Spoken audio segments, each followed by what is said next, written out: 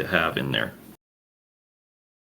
Well, I think if anything, you just want to keep up with the Joneses. To me, I think you guys all deserve the state of the art stadium that it was when it opened in 2003, and to keep it as that. I don't think it's far away from that. I think I know they're looking at freshening up the stadium a little bit, so I think you guys are going to be pleasantly surprised in the not too distant future, without giving away too many secrets. Awesome. I'm glad to hear that.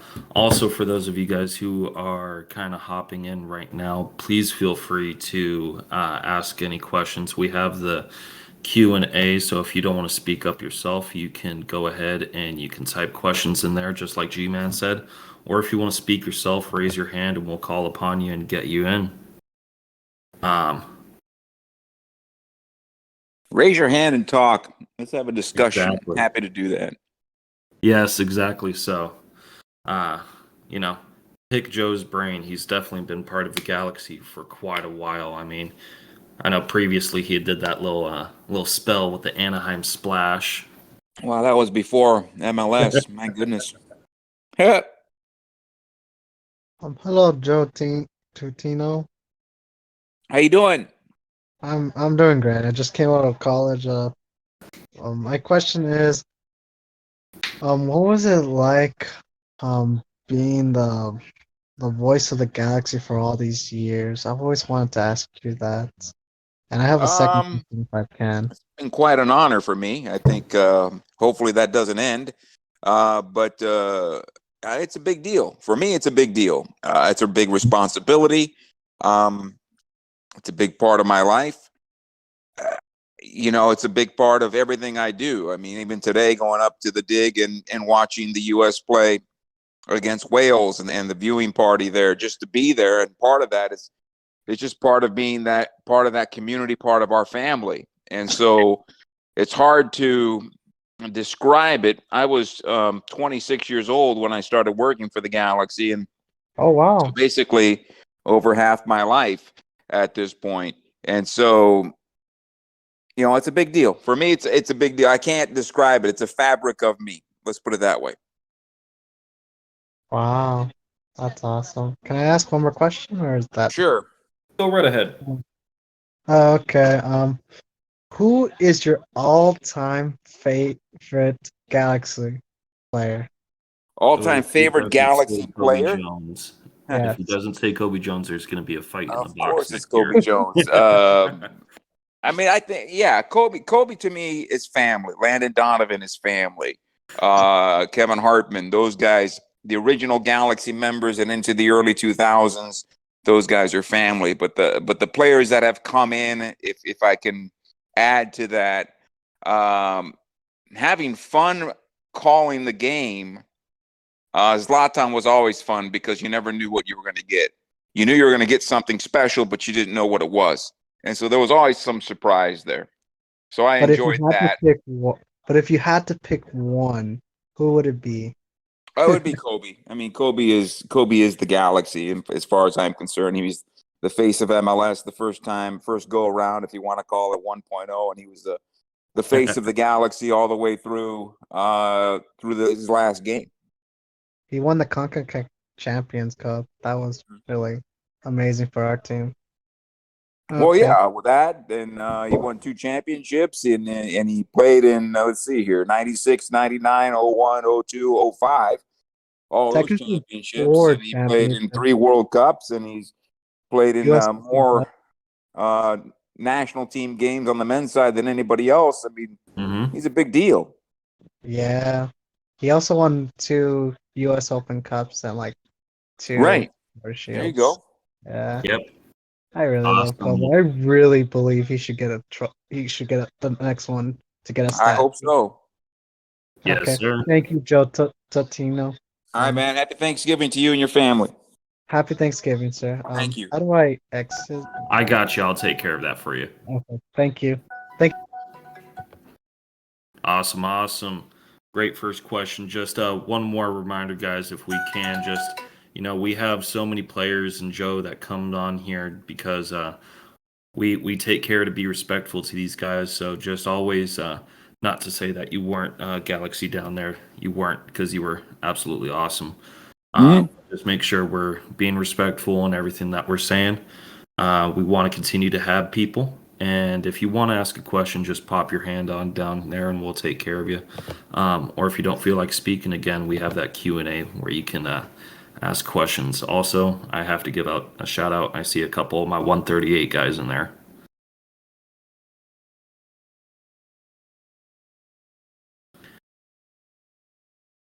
Now, Joe, just to kind of ask a couple more questions, if Sure. that's all right. Now, you've been seeing the GaLaxy through a lot of changes. Rose Bowl, Dignity Health, the revamp in 06, 07, changing what everything looks like. The crest change, the colors change. Great. You kind of Well, wish we remember they've went changed back a to few the times retro. before we went to the blue, white, and gold. Yeah. Do you kind of want to go back to the retro, or do you prefer the blue, white, and gold nowadays? Well, here's the thing. Personally, for me, I've grown up with the blue and gold team my whole from youth all the way through. So for me, it's comfortable watching the blue, white, and gold. Mm-hmm. Everybody loves whatever wins, and the blue, white, and gold has been the winningest combination, I believe, for the LA Galaxy. And Mm-hmm. so, and I think of the modern era club and all the new fans that have come on board since, that's what they that's what they look at. Now, I do like, I should say, seeing the retros come back from time to time. And part of that, I mean, I think even the Galaxy at some point should maybe play homage to the old LA Aztecs for a game or two of the Okay. old NASL. I think that would be a nice touch. But again, I also understand there are a lot of new fans that have no clue who the LA Aztecs were. So it's a balance. I don't have a problem with the original uniforms coming back for a game or two. I don't have a problem for what the community kits look like. I think they look great. And from what I understand, the third kit or whatever that might be next year is going to be one that you'll be pleased with as well. Awesome, awesome. Looks like we have someone with a question. Thank you, thank you. So hi, Joe, longtime How you listener, doing? first time caller. Say Um, again. I'm sorry. sorry, for longtime listener, first time caller. Yeah. I have a question for you. So you did the split cast, I feel like it was like the LAFC game, with someone else. So I forget the name of the person, but you had that split cast. You talking about How the was U.S. that? Open Cup match? Yeah. How Okay. was that like going into it? And then second of all, how is it going with someone that you might not be like collaborated with? Well, in terms, I worked with Max Bredos, and Max and I go way back, even before Major League Soccer came around. We worked together for Fox Sports World when the beginning of Fox Soccer Channel and so forth. That's what that was. And basically, I got a call. When did they play? On a Wednesday? I got a call on a Monday evening asking me if I'd be willing to go out to Florida to call that game, and that I'd be calling it with Max. And I didn't really know exactly what was going on until after the fact. But when I heard of the opportunity to call the match, I said, sure, happy to do it. And I made arrangements to fly out. And I had a red eye Tuesday night that arrived Wednesday morning and did the game Wednesday evening, and then flew out back home Thursday morning. And thanks to my neighbors, they took care of my dog for me. In terms of working with Max, that was easy. I think, both of us, we know each other, and being two play-by-play guys, that's a little odd, but I think we made it work. It was a fun match to listen to, so I appreciate that. Oh, thank you. Thank you. Appreciate it, guys. No problem. Happy Thanksgiving to you. Happy Thanksgiving. Awesome. Just want to apologize. We did have a little bit of a technical issue with the channel being open. Apologize for that, but the question should be flowing in pretty well here now on. Awesome. We got a couple people going. How is that? Where am I going to see those questions? I can read them off here to you. Okay, perfect.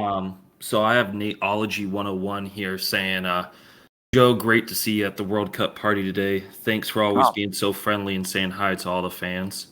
Um, Besides from his question is, what do you enjoy apart from the Galaxy?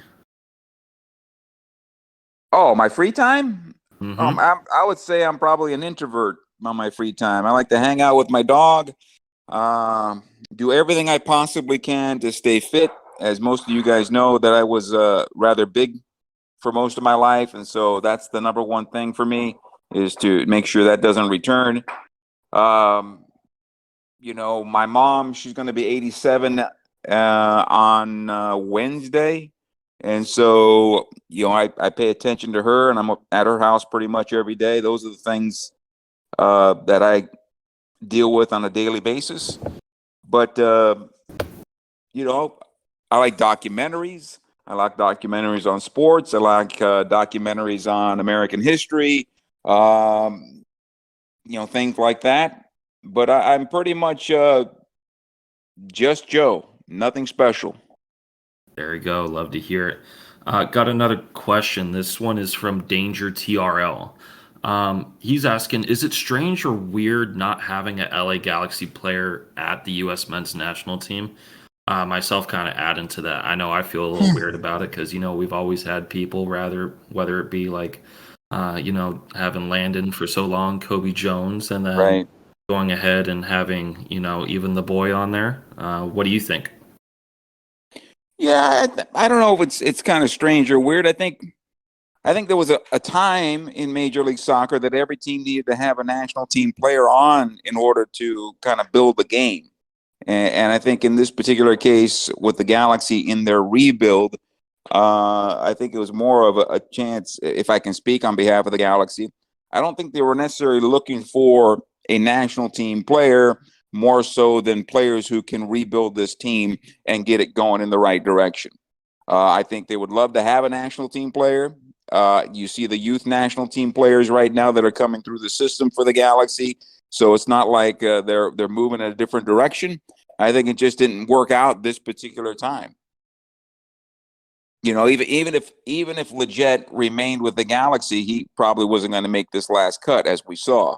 Hmm. Um, and so I think it happens. It just works out that way. And I think the other thing is you have to look at the fact that the U.S. national team, we have many more players coming out of the European top leagues. And I think as we move forward, we'll see, a somewhat less in terms of the number of players coming from Major League Soccer if our players continue to excel, in Europe and at the top leagues. And if our league gets better, then we'll see that that competition grow a bit. But before it was a matter of, hey, all the U.S. men national team players have to be in their domestic league because they don't have to go rot on a bench somewhere.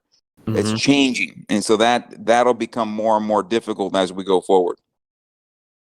Awesome. It's a We do good have, problem. Let's put it that way. It's a good problem. yeah, exactly. It's good to have too much talent on the field. I would say there's a certain player, if he picked the United States, he might have been playing today. Uh-oh. But Uh-oh. that's a topic for another. That's a topic for another day. Yes, sir. So we do have Grizz here having a question. Hi, Hey, Grizz. Joe. First things first, appreciate you being on the Discord once again, taking the time to be out here, answering all of our questions. Thank you. Oh, my pleasure, man. Thank you guys for thinking about me. Now, I have two questions that tie in together. Question number one, what do you believe after having seen this Galaxy year after year for such a long time? You've seen the recent seasons. What do you believe is the Galaxy's number one need, the one position that the Galaxy absolutely needs to get right this offseason in order to be competitive in this upcoming 2023 season? Also, if you could choose one player from around the world in any league to come to the Galaxy as a designated player, who would that player be? All right, I'll get your second one first. I'd say Ronaldo would be the DP that the Galaxy would welcome in a big way. And I think Major League Soccer would welcome in a big way. Cristiano Ronaldo, that is, just to clarify. I think the Galaxy, in terms of positionally, what they need the most this offseason would be a winger. I think a lot of GaLaxy fans would agree with that. And I don't think a lot of fans would complain if Ronaldo came and wore a GaLaxy jersey for a couple seasons. Joe, I want to say thanks again for being on. Appreciate the moderators for putting this on as well. And I hope you have a great Thanksgiving, Joe. Thank you. Happy Thanksgiving and thank you. Awesome. Thank you. Thank you. Gonna go ahead, just going back to the questions having written out here. We have Senor Terrible 89 asking if you had to call another sport or podcast, what would it be? Oh, there's a couple that I think I'd have fun doing. Because I started it with indoor soccer, I think I could probably do hockey, which I'd have fun doing. And I am somewhat of a hockey fan from my early days in broadcasting. I think that would be fun. And I think I could call an NFL game, although it's a little bit too slow, in my opinion. I don't mind calling the plays itself, but there's too much time between plays that it takes forever. But those would probably be the two. And those would be the two that I grew up with without soccer, outside of soccer.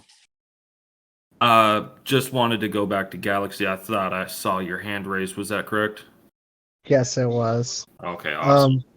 It's piggybacking off the U.S. men's national team question, like see less players. Do you think the GaLaxy should move into signing more foreign international players that actually have a good chance of making their national team, such as in Africa or Central America?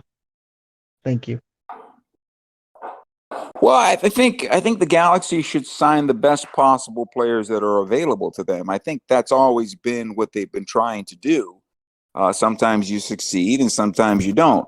Under the cap situation, you can't sign every national team player because certainly those guys are going on to make a lot of money somewhere else outside of our league. Until we move on from a cap-based situation or open things up a little bit more, it's going to be real difficult to do that unless we're just, signing a lot of CONCACAF national team players or maybe some from Africa. But, I think for the GaLaxy and for Major League Soccer, they should sign the best possible players that put the best possible product on the pitch. I mean, I believe if you're going to grow this league, that's what you have to do. Definitely. And one more question, if I may, or do I have to Sure. wait?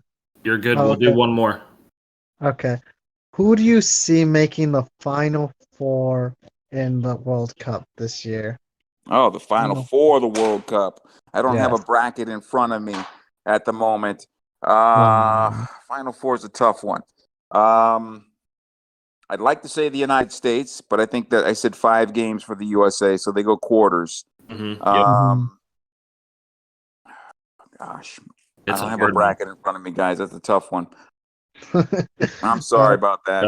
We'll It's circle okay, back Jeff. around if we get a chance to go Okay. back to that. I mean, that's a hard one to go off the top of my head. I have a bracket saved on my phone, and I know I couldn't even do that.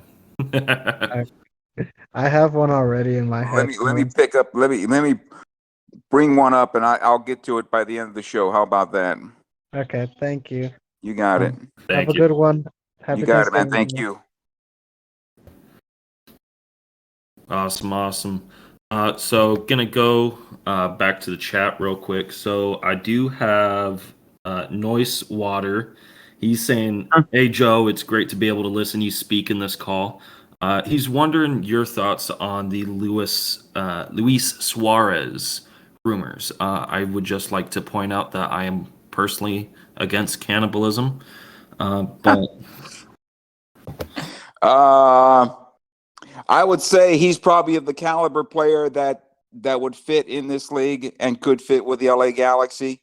I've seen the rumors, I've heard about the rumors, but obviously the team hasn't confirmed anything at this point.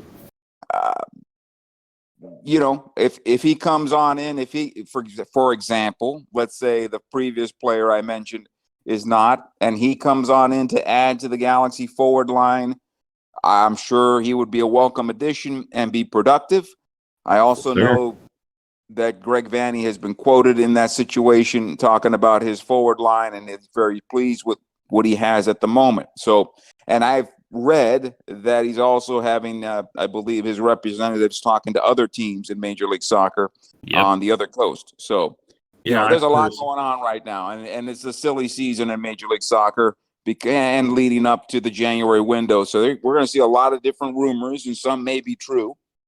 But I'll tell you guys all right now, I'm not privy to the facts. Let's put it that way. Yep. No, the GaLaxy's been doing a lot better holding stuff to their chest. I know I had a little heart attack at 10:30 the other day when they posted up that 20. I was rattling around trying to figure out who the heck that was, and a couple smart people out there calling out AJ. Yeah. Moving on to another Good one. guy. Oh, you can't hate AJ. I mean, that is Nope. just a wonderful guy. I mean, him and Omar bringing so much success to the team and making us our place in the league. Going back to the chat, we do have Stevie G.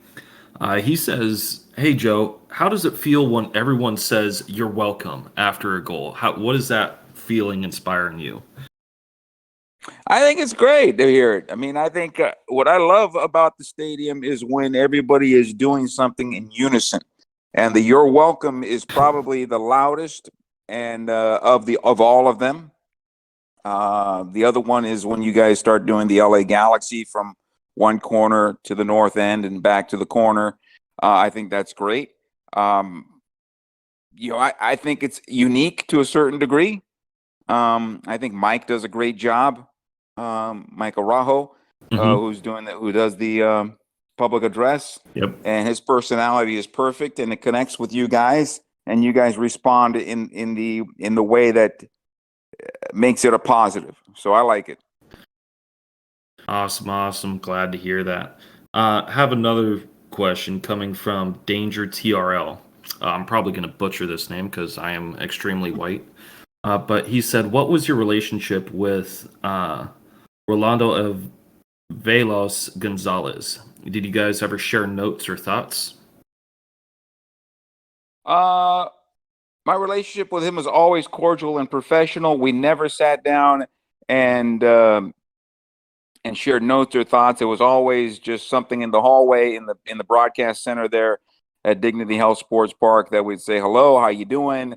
And if the team is playing well, we would have a smile on our face. And if the team is not playing so well, we would maybe share a thought or two in terms of what needs to be done or what doesn't need to be done with the group. But as far as that goes, it's always been a professional relationship with the GaLaxy Hispanic announcers. Awesome. We're bringing in Hefe 187. He's got a question. Hey Joe, hope you're having a great night so far. It's been great, thank you. It's a pleasure talking to you. Just a quick question. What would you say to someone who wants to participate in like the commentating field of your like role? Like, what would you say to someone who also wants to be a commentator for like soccer games as well? Like, what type of path would you recommend for someone going down that path? I think the thing about broadcasting is that you have to have repetition, and you have to get in there, and you have to make mistakes, and you have to learn your authenticity in delivering a broadcast. I think a lot of young people, it's just how you start in the world of broadcasting. Excuse me, as I'm being attacked by my dog at the same time. But I think what happens is you pick up catchphrases and things that everybody else does, and the reality is you can't be somebody else. You can't be me, and I can't be you. And for a young broadcaster, you have to get in and do as many games as possible and keep on practicing, and eventually you learn your voice and who you are and your delivery. That's number one. How you do that? Okay, well, I would go to community college first, as opposed to giving a lot of money away to the universities when you may learn something else. You may learn something else in the broadcast field that'll pick up your interest. So as a young person, I would keep my mind open. Broadcasting may be your ultimate goal, but you may become a producer. You may become, a creator, so to speak. You may become a talk show host. All of those are different attributes and different talents. So that's the number one thing that I would do. I would go down the community college route. I would find the nearest community college that has a good sports broadcast or journalism department, and I would start with a base of journalism and go from there. All right, thank you very much, Joe. Oh, the other thing I would do is also, if I had to do it all over again, I would take public speaking classes because I think they're very important. Awesome. Sounds great. Thank you, Joe. All right, you're welcome. Yeah, I'm a huge fan of public speaking classes. I feel like, getting yourself out there and speaking is one of the most valuable skills you can have out there. And I mean, if you can get paid for doing it, there you go. Well, it's a difficult thing because what happens is a lot of young people what they end up doing is they hear themselves, right, when they're broadcasting or whatever happens, and it messes you up. And so you have to, again, get beyond that. And when it takes time to do that. It takes repetition to do that. No, completely understand. I do have one more question from Danger TRL. It looks like he was asking, was Andre Shu playing at Anaheim Splash when you were calling those games? Andrew Shu did not play at the Anaheim Splash, to my recollection, if I remember correctly. The more I think about it, no, he didn't play for the Anaheim Splash. I think the big news is that he was brought on to the LA GaLaxy, and that's where he played. I could be wrong on that, though. I don't remember Andrew Shu playing for the Splash. Awesome. We do have G-Man in here. Looks like he's got a question for us. Hi, Joe. Thanks again for coming on a second time. My pleasure. Thank you.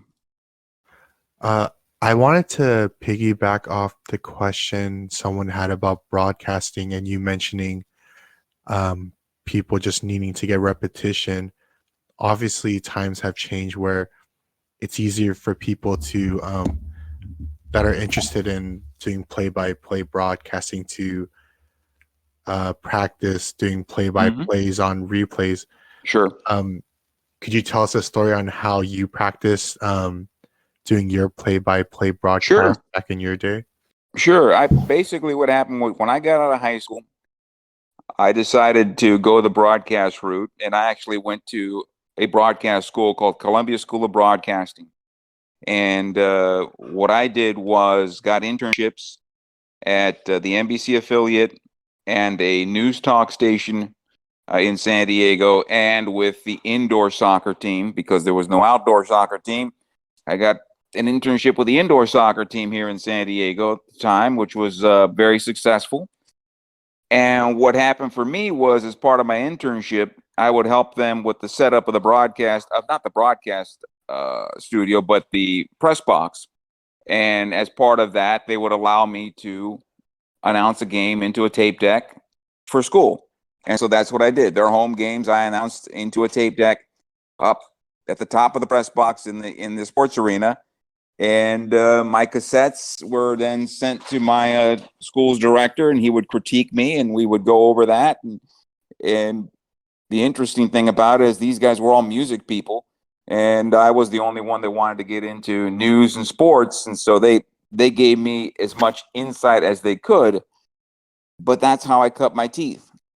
And I did, I don't know, maybe 200 games before the Anaheim Splash came along. And I had all those under my belt.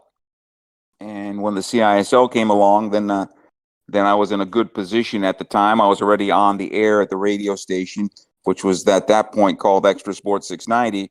And so I was in a good position to get my first paying play-by-play job. And so that's how I cut my teeth. Thanks for the stories. I really appreciate it. You're welcome. Cool. So, Joe, have one more written out question. And it says, it's again for Senior Terrible 89. He's very questioning today. Do you think the GaLaxy are trending more towards big signings, or do you think they're building out from within, promoting within the academy, kind of like Philly or Dallas. They have great product that are coming out of their academies and from their youth. I think the GaLaxy are trying to do it from the top and the bottom. I think Mhm. they're building with their academy along the way, and as you see, the academy product making their way into G2 and what will be whatever I guess is going to be G2 at MLS Next Pro as well, and work their way on to the youth national teams, and we're seeing that through Jalen Neal and Marcus Verkranis and guys who have been at the GaLaxy Academy as well and have moved on, and we see them being called into their national teams as well. So that's still going on. And I can tell you right now, Greg Vanny is very interested in building through that as well. I think from a GaLaxy standpoint and in the city they're in and what they mean to the league, we will always see big stars coming into the GaLaxy. I think that's part of the fabric of what this club is. Mhm. So I don't think they will ever drop that. And I think the league needs that from the LA GaLaxy. And that's to me, that's part of the identity of the LA GaLaxy, always having big stars. Mhm. I mean, I feel like we kind of paved the way and revolutionized it with David Beckham coming from Real Madrid. Who would have ever thought that in little 2006, 2007, we would have the David Beckham of Real Madrid Yeah, making well, his I way think over. you go even before that and say Luis Hernandez. Yeah. I think that, I don't think that was a great move on the GaLaxy because the team was so good at the time Mhm. and the league forced them to break the team up in order to make that signing pre-DP rule. Yep. I think that also led to the designated player rule because I don't think the GaLaxy said, hey, we're not going to break up our team in order to make things better.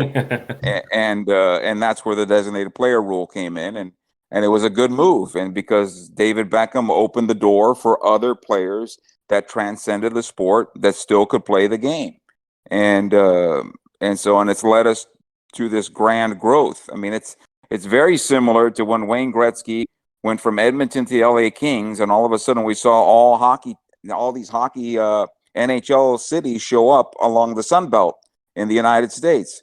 If Gretzky doesn't come down from the Edmonton Oilers to the Kings, that doesn't happen. And I think if David Beckham doesn't come to the LA GaLaxy, we don't see the Portland Timbers, Vancouver Whitecaps, and the Seattle Sounders and all the other growth that we've had happen so quickly. We might see it, but it doesn't happen as quickly as it turned out to be. At a much slower scale. So if anyone from Yes, MLS without a is doubt. listening, you're welcome.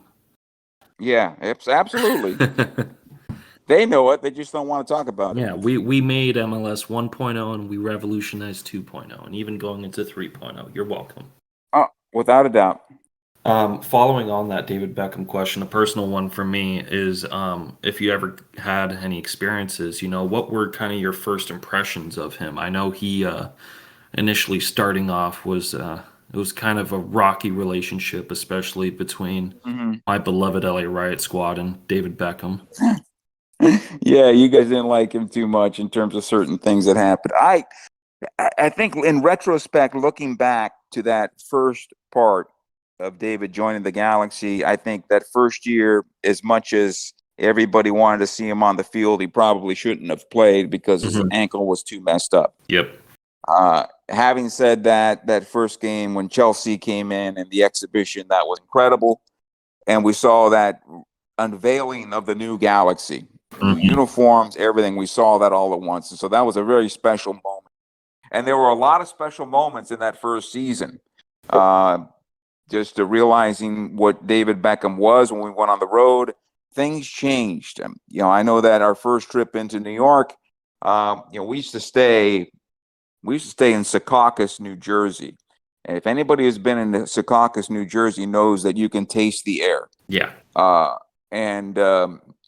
It was, if I remember, it was the Crown Plaza, Holiday Inn Crown Plaza Hotel is where everybody used to stay at when the GaLaxy played at that time, the Metro Stars, right? Mm-hmm. And so when David came and we went to play in New York, they didn't stay at the Metro Stars. At the Secaucus, they stayed in Manhattan and they stayed at the Waldorf.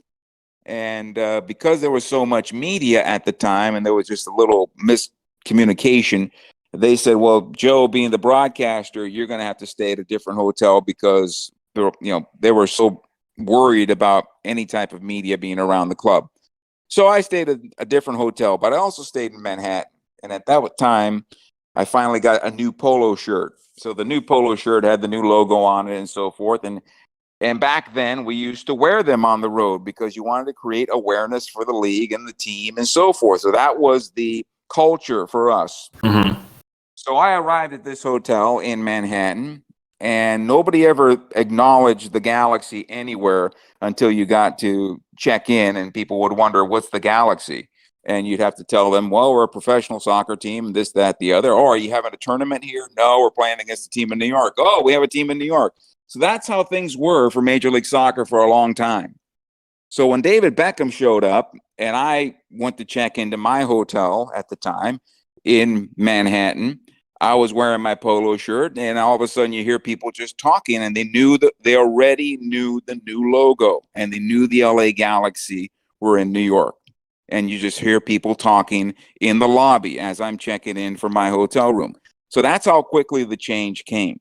And as much as we might get 20, maybe 25,000 people at Giant Stadium for a game between the GaLaxy and the Metro Stars, there were 64,000 people at that game. Mm-hmm. So he was a big deal. David, as much as people would like to, throw dirt on that, David was massive. Oh, he was a huge. More massive than any other player that's come into this league.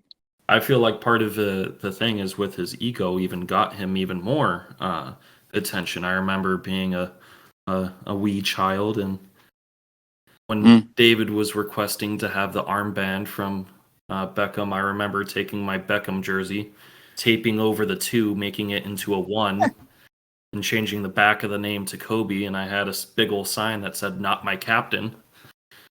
Walking up into the Home Depot Center, so that was definitely fun. But I mean, I had lived in Virginia in around that time of 2007, and it was ridiculously packed because I went to the DC United game where the GaLaxy came out, and Beckham came out in the first half. And that stadium was the loudest I had ever heard. And that's not an easy feat to do, especially when you have the Screaming Eagles across the stadium from you, and they were the supporters group that literally made the stand shake. Yeah, I think there was some 40,000 people at that game. Mm-hmm. It was a baseball stadium, and they packed it all the way to the brim just for David Beckham. And everyone's taking photos on their iPhone 5s, and yeah, I think. Listen, and the problem with the GaLaxy back then was the unfortunate thing: the team around him, outside of a couple of players, it didn't speak the same soccer language as David did, and so soccer IQ. Right, and so what people should pay attention to is what the GaLaxy looked like in 2008 and what they looked like in 2009. And they were a completely different team in 2009. Completely different team. Players that were on the field were able to play alongside David. And they got better and better as those final years for the Beckham era went on to the 2012 team. And then I think maybe in the 2014 might have been even better than the 2012 team. Mm-hmm. In fact, record-wise, they were. Yeah. So you look at that and you say, okay, so that's how things change. And they changed pretty quickly, because if you think about it, the GaLaxy went through, when David joined the GaLaxy, a year and a half of some really tough times. I mean, he joined him mid-season in 2007. The team wasn't very good. 2008 was a calamity. And then Bruce joined him in August of 2008. And then everything changed after that. Oh, completely agree. You really see that dynasty becoming a dynasty in that time period. G-Man, what's up? Oh, just to piggyback off how you discussed Beckham being a huge impact on how the MLS grew, do you see the similar effect with Ricky Puig? Because the stereotype with the MLS is that it's a retirement league, but now you're having younger players coming, and European teams buying homegrown players or academy players from the MLS, and now you have Ricky Puig, who hasn't even hit his prime yet, Right. come to the MLS. Do you see him also being a catalyst for other young players to keep an eye on the MLS? Because correct me if Sure. I'm wrong, I feel like when Beckham came, you know, global stars like Thierry Henry also took a look at the league and considered it. Right. I think you bring up a good point. I think players that, for example, have the talent of Ricky Puig and are not getting the opportunities to break through with these massive teams in the top 5 leagues in the world, I think now can look at the United States just like the transcending stars looked at the United States after David came over and say, okay, I can get my playing time. I can go to the United States. I can make a lot of money, whereas before they could not. Mm-hmm. And this could be a positive on my resume, as opposed to, there was a time that if those players came to the United States, their national teams or whatever would never call back or never look at them. That's not the case anymore. And so I think you bring up a very good point. The pressure for Ricky, though, is to continue to succeed. And I think he will, because I think he puts more pressure on himself than anybody else can just by watching him.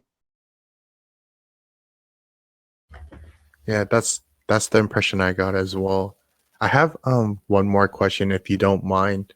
Sure. Since you've been around the league from its inception, and do you have any stories where at the time you weren't having the best time, but now that you look back, you kind of reminisce of, the bad times, quote unquote, but you just laugh at them now?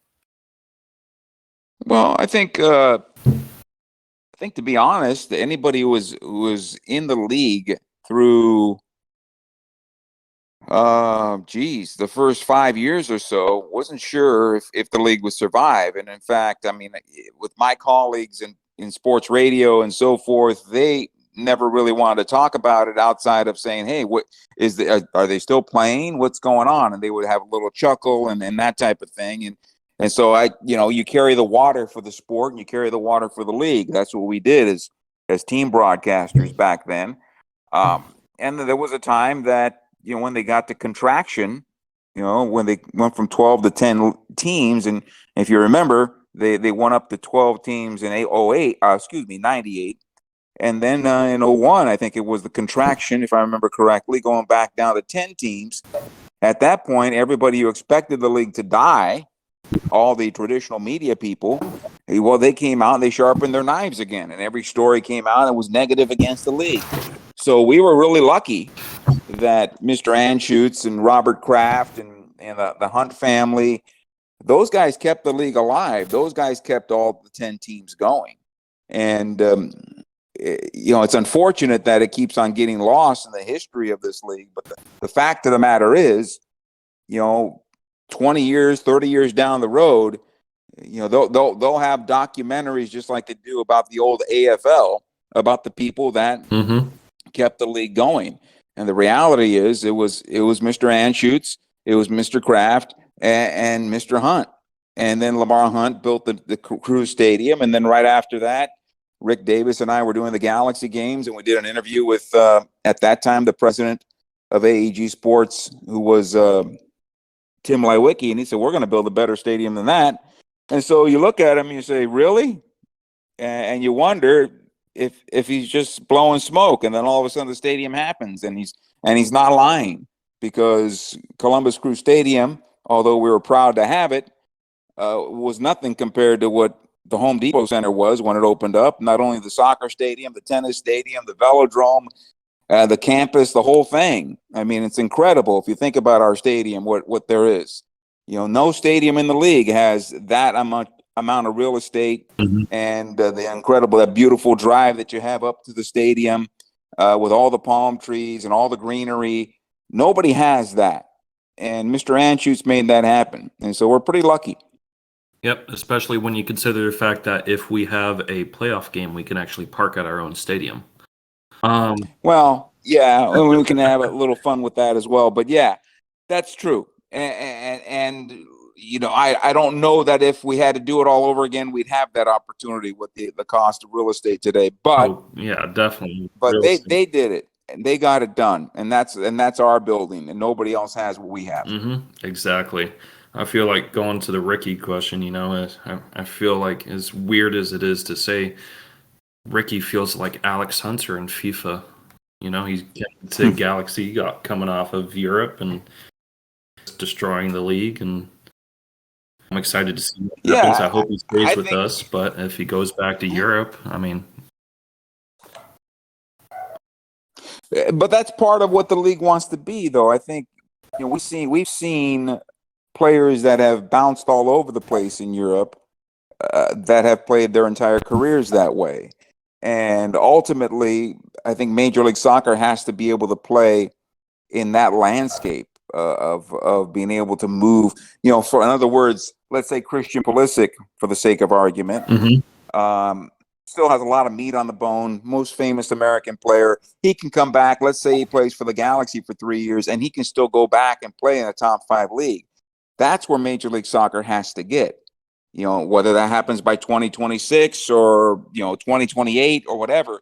But I think that's where Major League Soccer has to get to that point. Whereas, Weston McKennie can come back at a young age and still perform well and still be able to get the big dollars that he's able to pull elsewhere. yeah.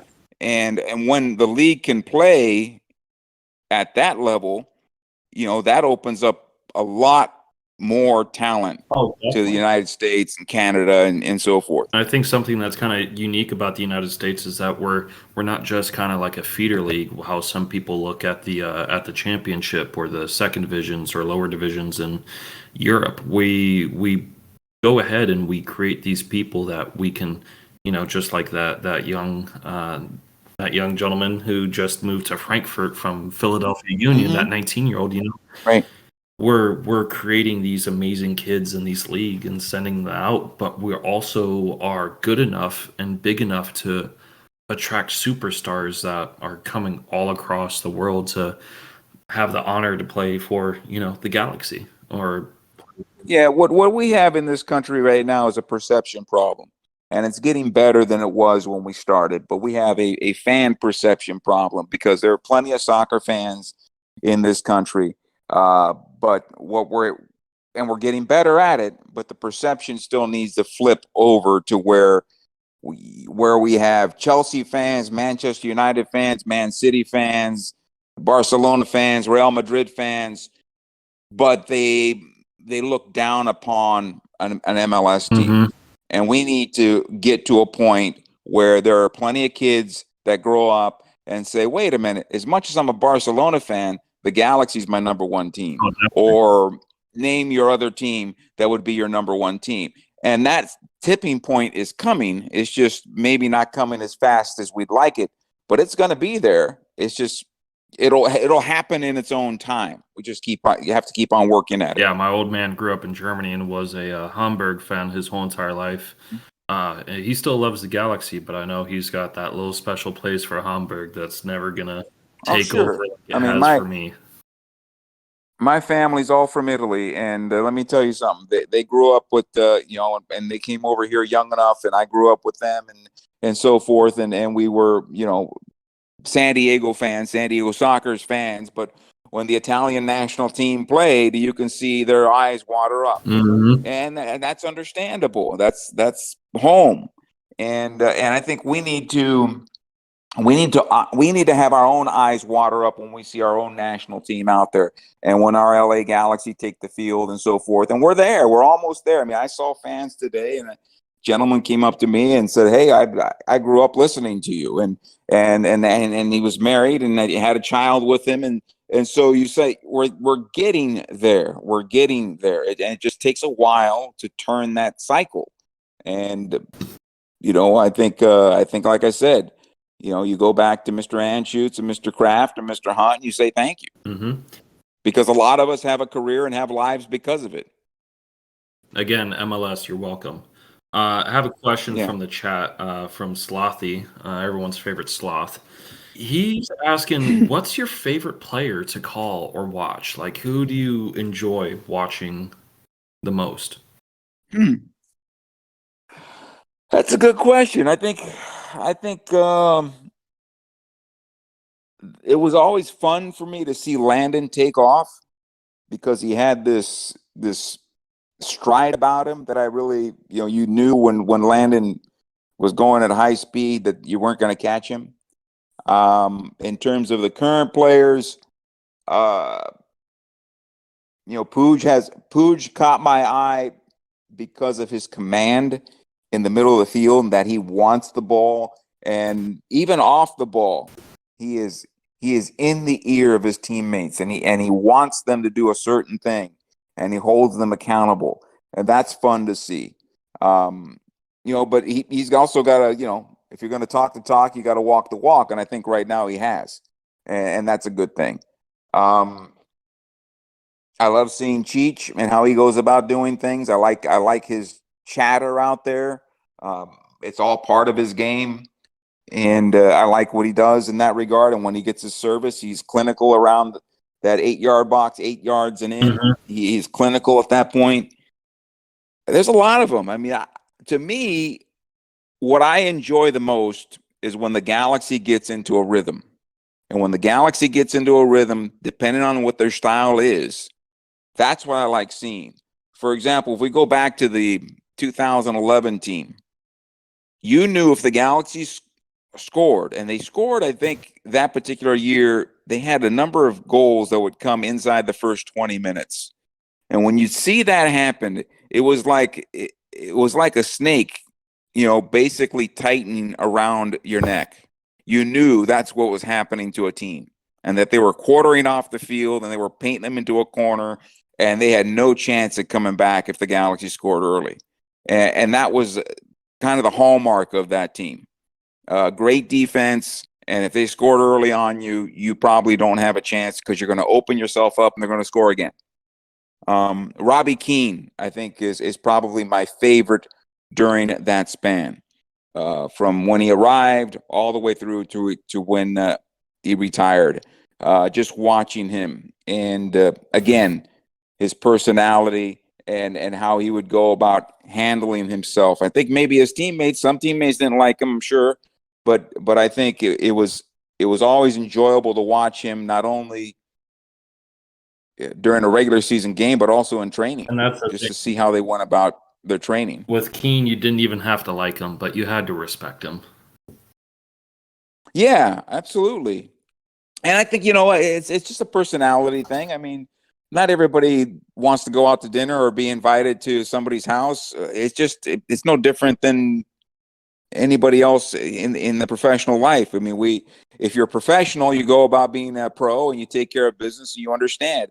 I mean, there's so many other players. I mean, Mike McGee was fun just to watch Mike McGee out there. You knew he would get lost in the game and nobody would find Mike McGee. And the next thing you know, Mike McGee touches the ball into the back of the net and it's probably the game winner. And then he puts on goalie gloves.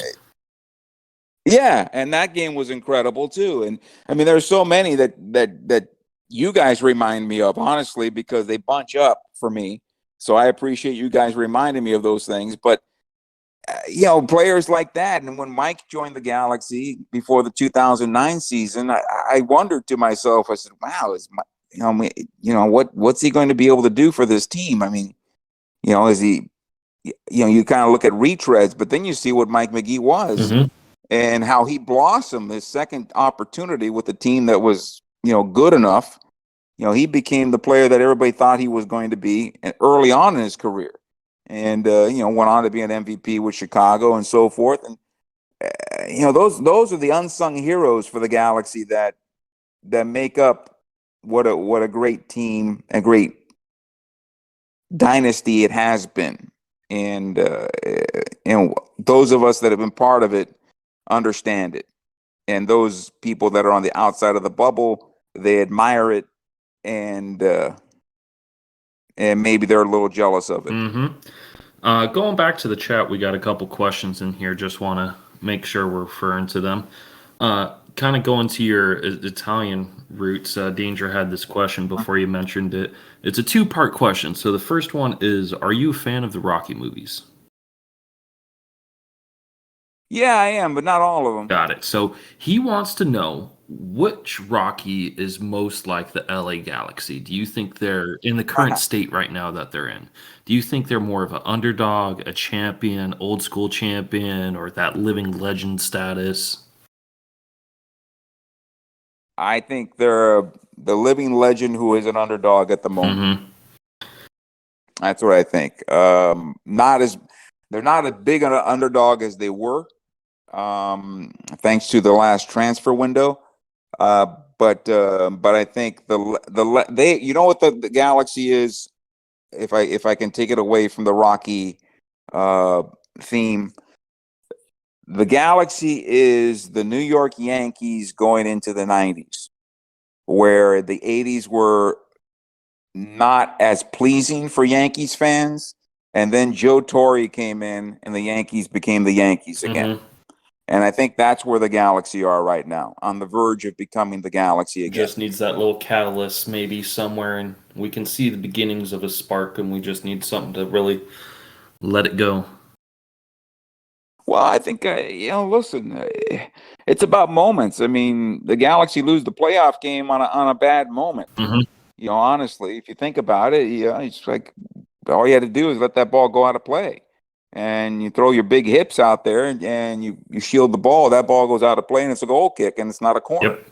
And things can change that way. And it's about moments. And that's where the club needs to turn that over. And I think they're there. They're close. They're close. And that, I'm sure they're going to have a robust offseason. And I think they're ready to take the next step forward.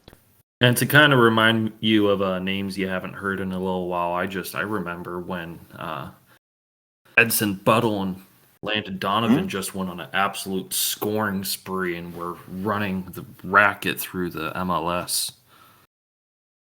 Well, I think that was the 09 season, wasn't it? I'm pretty sure it was either 09 and that's when Edson had, I think, 17 goals and was the comeback player of the year or something like that. Yeah, I think on the north end they even had a counter, and they had a counter with they would flip the sign over every single time they scored a goal, and you had one for Donovan and one for Buttle. And that was just, it's kind of awesome to see. And it's weird to think of how when, players come and they become such big players with not just the Galaxy, but they become big players at their certain team, and then they go elsewhere, and it's like, what happened to this guy? Well, I mean, I think when Edson left the Galaxy, I think he was probably at the end of his career, close to it, and he was thinking about what his next step would be, if I remember correctly at the time. Yeah, because it was right about 50. But the one thing about Edson Buttle was, and as bad as the Ruud Gullit era was for the Galaxy, one thing that Ruud Gullit did really well was making Edson Buttle a better striker. Oh, yeah. I remember a story that I heard at the time about Ruud and working with Edson, and he would say, "Look, you're staying too far off of the center back, and you're giving him space to defend you." He goes, "Stay close to that center back because he's got to react to you. And so if you're close to that center back, you know where you're going. He doesn't. So he's either going to foul you or he's going to be chasing you." Mm-hmm. And I think that really helped Edson become the player he turned out to be. And having said that, Edson Buttle had a very good career, and he was, maybe a streaky player everywhere else he went, and even streaky for a time for the Galaxy. But that 1 year was incredible. Oh, yeah, that was a lot of fun to win, to watch, and weird that we didn't win a cup that year. Got one more question coming in from the chat. So this one, I mean, I have my own opinions on this one, but who do you think merits a statue at the Legends Plaza? He's wondering, do you think we should go back and give older players like Kobe or Cienfuegos one, or should we kind of go for more of a modern legend? Well, I think you can go back and forth on that. I think you should honor the club's past and its more present greats. Ultimately, I think my broadcast partner, I think he deserves it without a doubt. I think other guys on that list would probably be Robbie Keane. To me, Robbie Keane is the greatest designated player the league has ever had in terms of production. So I think that's a player that probably will be honored at some point. I mean, I said to somebody recently when we were walking the stadium, I said, I said every player on this team should be honored in some way, and I think maybe through the concourse, you probably put down the players that were on every championship team in a if you can steal it from the Walk of Fame, a GaLaxy Walk of Fame through the concourse of the championship teams and the rosters, and why not? And maybe it's not a statue, but it's still recognition of being part of this incredible family.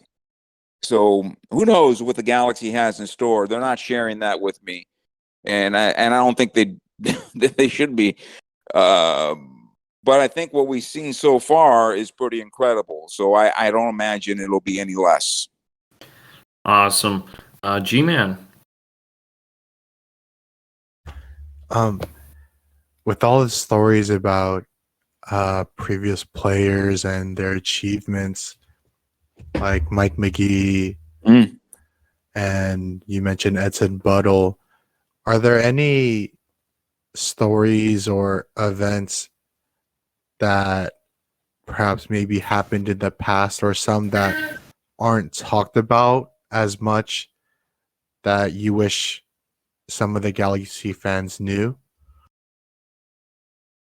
I think you guys know a lot of the important ones. Why?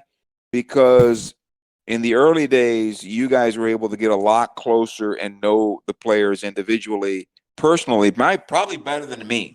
Because for me, I've always tried to stay away from the players, and I don't even eat with the players when I'm on the road, because I think that's their thing, and I should not interrupt it. I'm here to broadcast the game and be available to them if they want to talk. But in terms of interrupting their group, their harmony, that's not my place, and I shouldn't be there, and I never have been. I think in the early days, though, it was a situation where the players were closer to the fans in terms of their everyday lives, in terms of where they lived, and some of them had to have second jobs and all that other stuff. So I think you guys know a lot of that stuff. I don't think there's a story that I think you guys all heard about the story about David Beckham hitting the ball through the cow's eye, I think it was, at that little baseball stadium in Kansas before a GaLaxy game. I believe you guys know that one. And the GaLaxy were out in Kansas City to play the Wizards at the time, and they had a training session out there, and in their Kansas City at that point was playing in that little minor league baseball stadium. And I guess David had said, and I wasn't there in person, but I'm just going off the lore. David had said, I'm going to kick that ball through the cow's eye out in left field, and it's basically hit it over the stands in the left field, a home run, and so forth. And David from the first base dugout launched the ball through the cow's eye, and that was a big deal for the players. And I think that might have been, that might have been 07, 08, somewhere around there. 08, I think it was the 08 season, obviously. And then after that, things changed. But that's probably the only one that I think that's not been told. I mean, everything else seems out there that you guys have been able to consume in some way. So we do have a question from the chat. It's from Snow. He says, "Hi Joe. What's your favorite basketball team?" It would be the Lakers. I'm That's not. the correct answer. I don't have a team per se, but it'd probably be the Lakers. That's always been, Showtime. From there, that was the early impression for me as a child. So the early days of Showtime and Lakers Boston rivalry of the early '80s, and so that would be my team. Yeah, I have to use a lot of Lakers versus Clippers analogies when I'm explaining to my non-soccer friends. They're like, "What's the difference between GaLaxy and I already understand where you're going with that. which one Okay, was here first?" GaLaxy. There you go. that's right. I have one from Vapor8. He says, "What are your 3 top favorite GaLaxy moments in history?" And I'm going to make this harder on you, excluding 2014, 2013, 2012. Okay, well then it would be the first one's going to be, and it always will be, the goal scored by Carlos Ruiz. I think that's the one that starts it all. The unfortunate thing for the GaLaxy, up until that point, they were the Buffalo Bills, getting to the championship and not able to win it. And Carlos Ruiz changed all that with that golden goal or overtime goal. That to me has to be the top moment in team history. And if the other 3 championships, I mean, the Pondo goal is there somewhere. I don't know if it's it's a championship goal, so it has to be up there. I think in terms of moments, I mean, it was an honor to call Landon's 135th goal, and Zlatan's 500th were massive events, in my opinion. Zlatan's was a global moment, and we had it. So I think those are probably the ones that come to mind right now. Yeah, I would say those are the ones right now that come to mind. I mean, I'm sure there'll be others after I get off this call and say, "Gosh, I missed on that, missed on this." There's always that but one. those are the ones. Yep. There's always that moment where you're like, "Man, I should have said that." Yeah, I mean, I'm hoping that there's another one in the future that I get that opportunity to do so. So we'll see. Your favorite memories yet to be made, right? Right. I mean, that's right for all of us. This one comes. I mean, it's my own personal question for you. I know that I read a small article. I've been looking for it for years, and I can never really find it. But it talked about the MLS and having to fly commercial. We had the 3 charter rule, and I'm not sure if you can put any insight in this. But we do, the 3 charter rules, and having players like Landon Donovan or just players out there, they're flying on these planes and they're cramping up and they're getting injured because they're being stuffed into the business class. And it now seems like we've kind of gone completely away from that. Have you noticed a shift in the league where we're taking a little bit better care of the players and treating them like superstars rather than, guys that have to get a second job to make a living? Well, I think, yeah, absolutely. I think it's all changed in for the better. And again, I'll go back to David. So remember, I was telling you guys about the fact that we were all used to wear our polo shirts when we'd go on the road. As part of, I don't know, I guess, PR. Well, when David arrived, everybody decided, and we learned along the way, that you probably shouldn't be wearing your polo shirt when you're at the airport or on an airplane because people will know that the GaLaxy's on board, or somebody from the GaLaxy is around the airport. And so at that point, you don't wear the logo anymore on the road because, again, with David walking through the airport, he's going to attract the crowd, and it's going to create a problem. And so we learned that along the way. Things changed with everybody was getting coach seats to players and coaches getting into first class and so forth, and that changed going forward. And then you mentioned the 3 charter flights. Well, that was reserved for the playoffs, if I remember right, and maybe one East Coast trip so they could get home. Trying to save it for one. But you got to remember something. The early days, there weren't. You get the cheapest flight, so you wouldn't get a direct flight somewhere. You'd stop somewhere. So Kansas City, the flight from Kansas City, you'd stop in Dallas, or you stop in New Mexico, and that because you're getting on the cheapest flights, and then eventually you got direct flights. And when we got to this point now with all charters, what does that do? You leave the night right after the game. You're sleeping in your own bed. You can do regeneration the next day, as opposed to you're in a hotel. You get up early the next morning. You get to the airport. You get back home at 2 o'clock in the afternoon. You lose a whole day. Now that's not the case anymore. Mhm. Now they get home the night of the game, and seldom do they stay overnight somewhere else. So from a financial standpoint, that means one less night of room nights at a hotel somewhere. It's not that much of a difference. And the fact of the matter is, with all these charter planes all over the place, when it's the NHL, the NBA, Major League Baseball, everybody's sharing these charter flights at the end of the day. So I think economically it's worked out well, and I think it's also helped the players out. Cool. Bringing G-Man back in real quick. He has a question for us. I'm going to go back to the chat with a couple questions. Okay.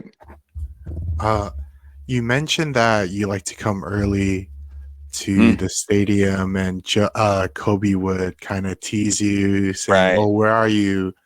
And we always hear players having a pregame routine or pregame superstition. Do you have like a pregame meal or anything you do to get ready for your broadcast, or any superstitions that you do to make sure you have a good broadcast or to make sure the GaLaxy win? Well, I mean, for me, I don't think I could ever do anything that could help the GaLaxy win. But for me, it was always about, I like to get to the stadium early because I've always liked to see the stadium come alive little by little. I mean, even from sometimes I'd get there early enough to where they haven't put the lines down, or at least refreshed the lines on the pitch. Or sometimes when the Chargers were there, they had to put the goals back in and put the nets up and so forth. So that's how early I would get there. And I like being early at the stadium. Why? Because I don't have to worry about being stuck in traffic, a flat tire, an accident that may happen along the way. All that's out of the way. And so I can take that off my mind.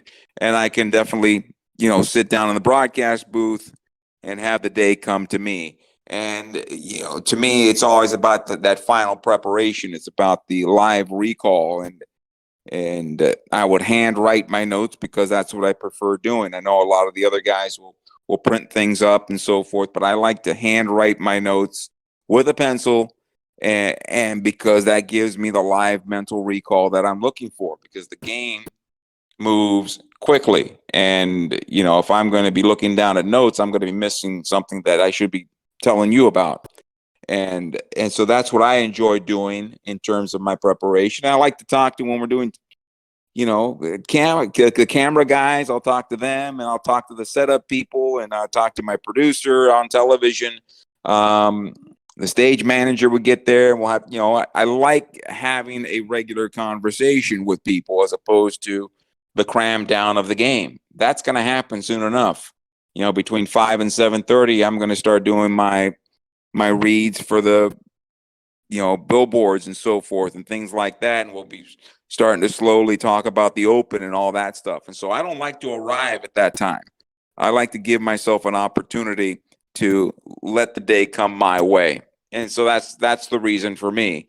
And that goes on the road too. And I think Kobe really had a problem with me on the road because he wasn't a big fan of leaving so early, and from the hotel to the stadium. But for me, I like to get there early, and whether that's home or away, I prefer being at the stadium and letting the day come to me.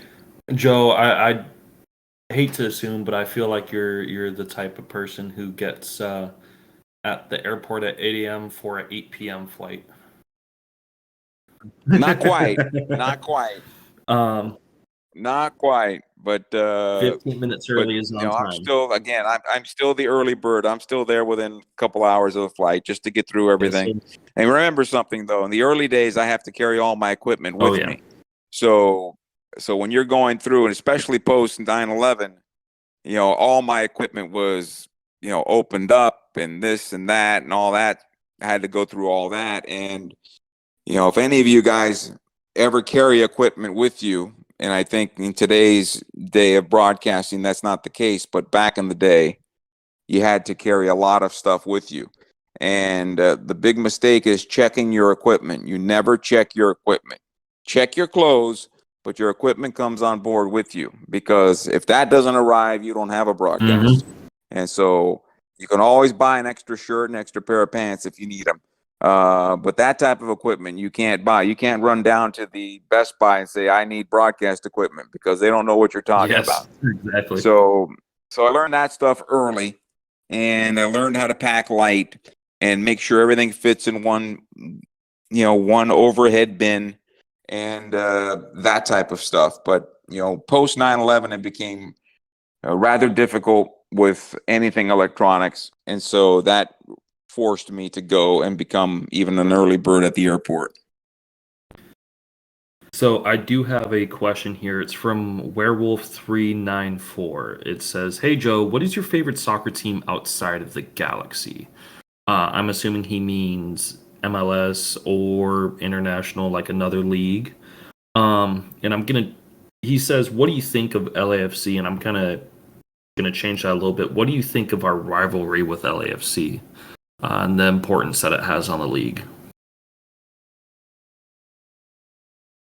I think the rivalry is great.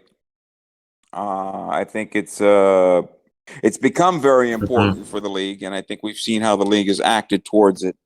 But I think the rivalry is great. I said that before the team even came on board. I felt that it was going to be good for the league, and I say this still today, that when both teams are playing at home, you have 20,000+ at Dignity Health Sports Park, and you have 20,000 at their place, 40,000 soccer fans rooting on their team in Los Angeles is a good thing. Oh yeah. And I think that part is a good thing. I think it's a great thing for the league. What I don't like about it is how physical it has become among the fans. I think that's very ugly. And I don't know if that's a today thing. I don't know what's going on with that. Because I don't see that between Lakers and Clippers fans. I don't see that potentially between Kings and Ducks fans, although Kings and Sharks fans, that might be different. Yeah. And that's a different culture situation that we have geographically, that not only the GaLAxy has that rivalry, but the Rams have had that rivalry, and certainly the Dodgers and the Giants. So that's a different type of thing that we have dealing with. But one of the things I would say to everybody here listening, whether you're a GaLAxy fan or a fan of another team in Los Angeles, you guys are all Angelinos, and yeah, have some fun over it. Certainly have some fun over it, but you never raise your hands over it, because you don't know what's going to happen on the other side of that. What type of regret could happen, or what type of injury you can sustain. Exactly. And you take it. You don't take it over the line. That's the way that's the only thing I could say. No, couldn't agree more. I love how much it does for the league. I mean, I feel like it pushes us further and makes us better. As much as I don't like them, it makes us better as a team, and I feel like it adds another dimension to it, to have such a strong rivalry, and hopefully other teams will get those rivalries just as strong as we do. I mean, the other one that comes to mind is the Portland and Seattle. They have a strong rivalry there as well, and I think rivalries will help grow the league. Well, yeah, absolutely. I think again, do everything you want to do, but it just, to me, it's very sad to see you guys having to leave a stadium with a bunch of security around you. And it's the same thing when they come into our building. It should not be that way. It should not get to a point where, are you telling me right now you guys can't sit next to each other because you wear different jerseys? I, I would just say, look, you can't cross that line. And I would say the same thing to the other guys. You just can't cross that line. The players battle on the field and they don't cross that line. Exactly. The game is over. When the game is over, they go to their locker rooms, they lick their wounds for the game of what it is, and you move on.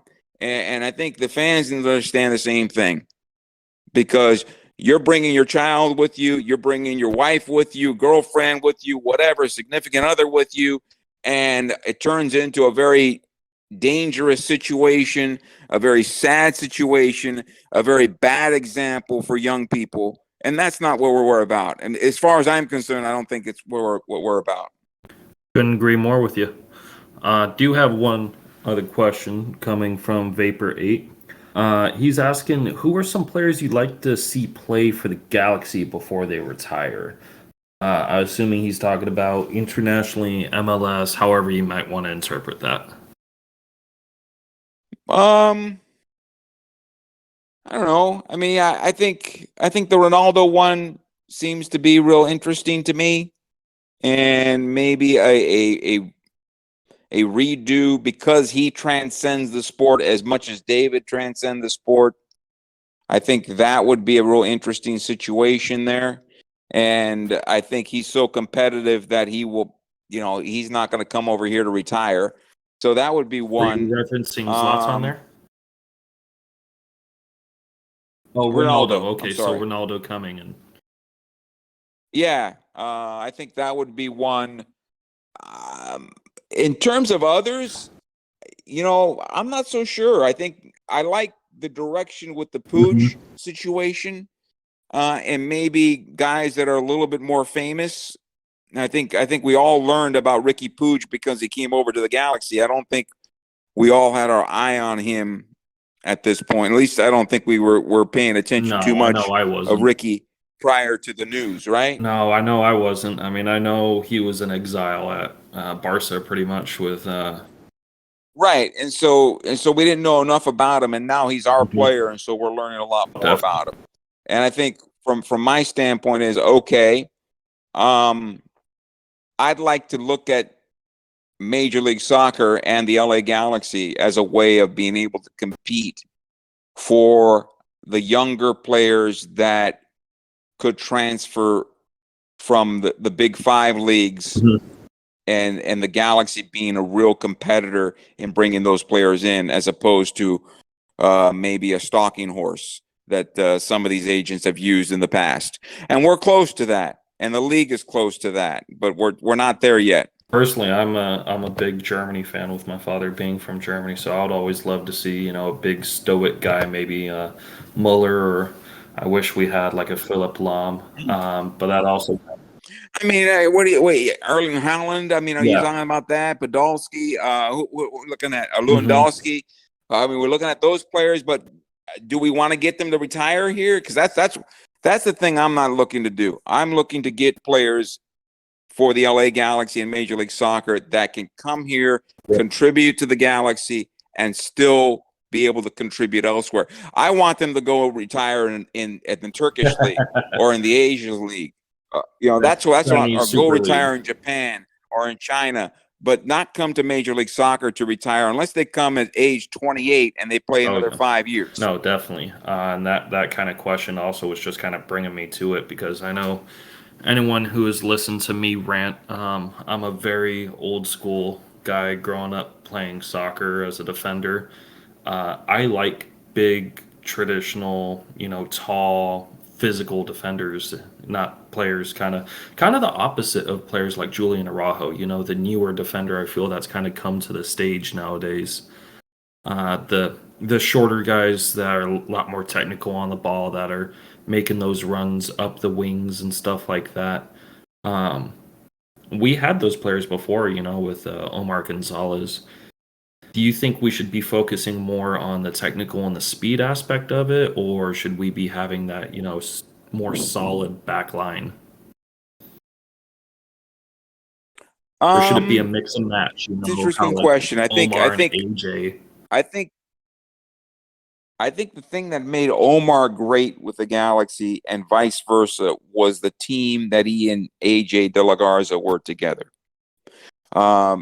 They, the way they played together, being that they knew each other and the yin and the yang that they were, because AJ as a center back is not your prototypical center back.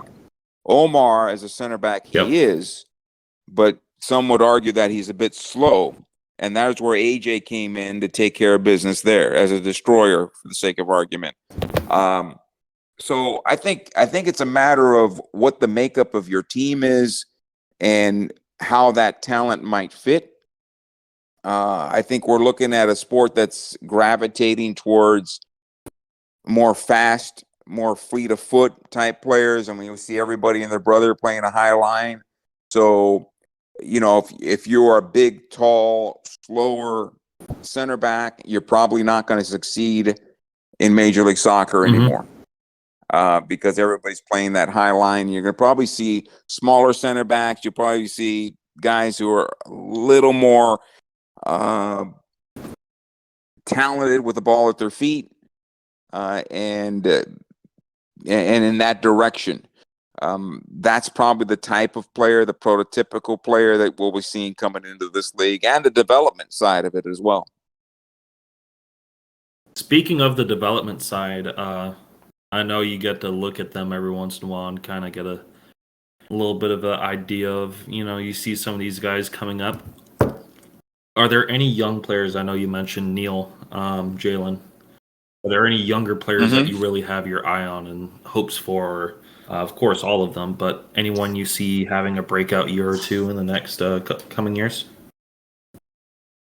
I hope Johnny Perez can come back 100% from his injury, because I really like what Johnny Perez brings to the LA Galaxy, and I know that maybe that's not exactly where you were going with that, but that's probably the player that comes to mind first. The other one is I'm very curious to see how Preston Judd can take the next level, because I think he is great at the level he's at right now in terms of USL last year, but I believe that there is more there, mentally and physically, and I'd like to see him be able to find that next step and what he can become, because I think he could be a productive forward in this league, if it's not for the Galaxy, for somebody else.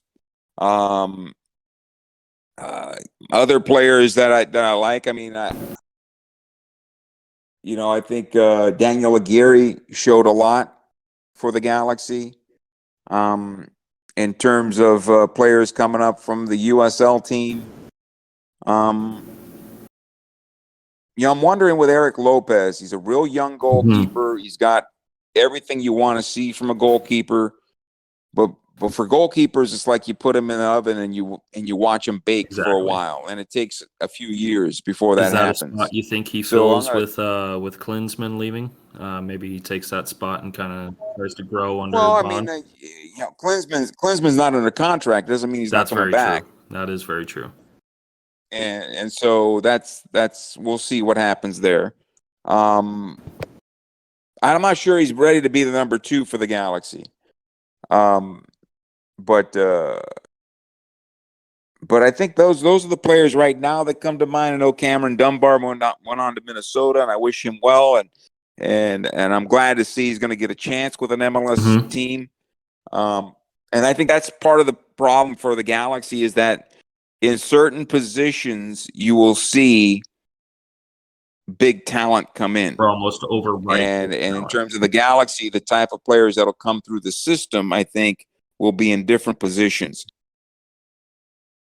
You know, unless, you know, some way, somehow, you know, they really do bubble up and take over and take control of that, whatever position it might be. But I think that's kind of how that's going to work for the Galaxy for right now. But that'll change. I mean, everybody's different. You know, you grab onto somebody and all of a sudden, hey, that's the star at that position. That's the way it is.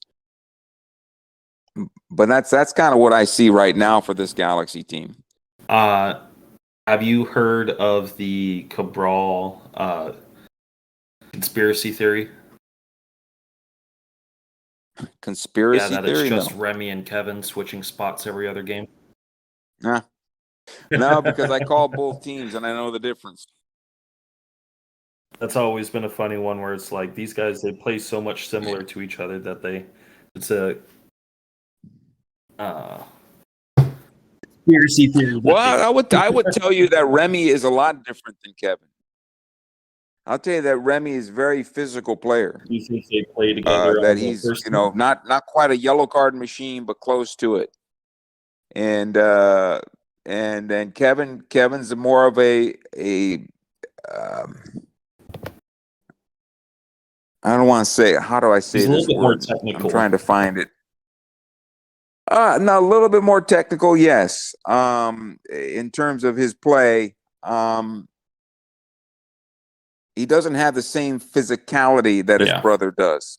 He's also not built quite the same as his brother. His brother's a little he's a little thicker stockier. than he is. Yeah. But I understand what they saw on the potential. It's unfortunate that he's had such a tough time with the club. But I do agree with what Greg says that he provides a lot when he's out there. It's just, his position is to score or assist, and that hasn't gone You on. see a lot of that part sparks. hasn't been Doesn't where you want to see it it. just doesn't happen for him at the very end of it. Yeah. Yeah. And again, and I think, it plays on you. Everything, that messes with your head a little bit, and that may have been part of it as well. But I hope, I hope he figures it out, and I hope he can contribute to the GaLaxy in a positive way. And if not, and the team will make a decision at some point, whenever that is. Is it fun for you to kind of see GaLaxy alumni coming back? We have El Gato, we have Greg Vanny coming back as coaches. Is that kind of like oh, hey, I know that guy, kind of like a fun situation when you're seeing them come back? And Dan Yeah, exactly. Kalishman as well coming back in, and yeah, I think I like to see it. I like to see people grow into that position, and especially these guys that are pillars of the GaLaxy's past, and they understand what the GaLaxy is. And in fact, I would probably forget about it. They know what the GaLaxy is much more than I do, because I've never been inside their circles.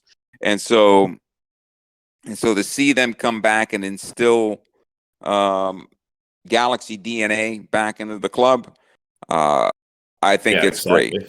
I like to see that all as much as kind of possible. teach some of the younger guys, what it means to play for the GaLaxy and the history behind it.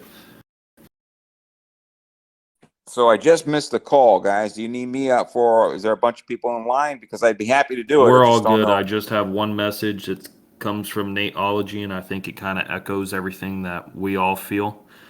He just wants to say, and I agree wholeheartedly with it. Thanks for all that you do. You're an absolute legend, and we're all rooting for you in the new MLS world coming forward in whichever direction it heads. We know you're still going to be there with the GaLaxy, but GaLaxy needs you as our voice. You are the voice of the GaLaxy, and what you do for us can't be thanked enough. Well, thank you very much. It's always an honor for me to be representing you. I don't take it lightly. I don't know what the future has in store for me. I hope that I'm still part of this GaLaxy family going forward. I've been told not to worry about it, so I'm not going to worry about it. But in my nature, it is to worry. I want you guys to know that I love you guys very much. And while I don't know everybody by name or by face, you're part of my family, and you're part of my past and hopefully my future. So I love you guys very much, and thank you.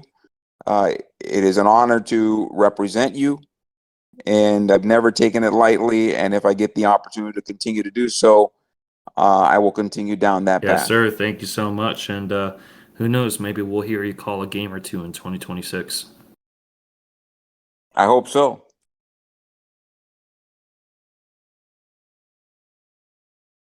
Have a Awesome. good night, Thank you guys. so Thank much, you. Joe, for coming. Good night. All right, my pleasure.